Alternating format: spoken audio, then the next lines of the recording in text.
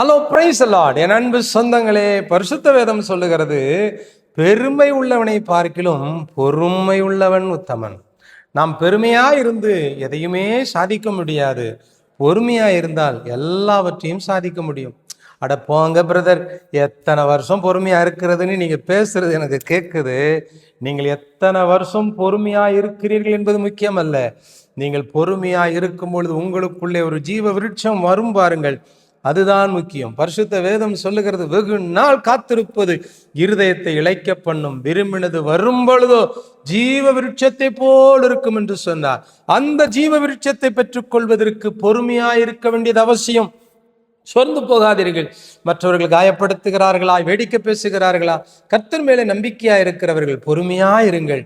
கர்த்தர் உங்களுக்கு பண்ணின அனைத்து வாக்கு தத்தங்களையும் நீங்கள் பெற்று சுகமாய் வாழ்வீர்கள். God bless you.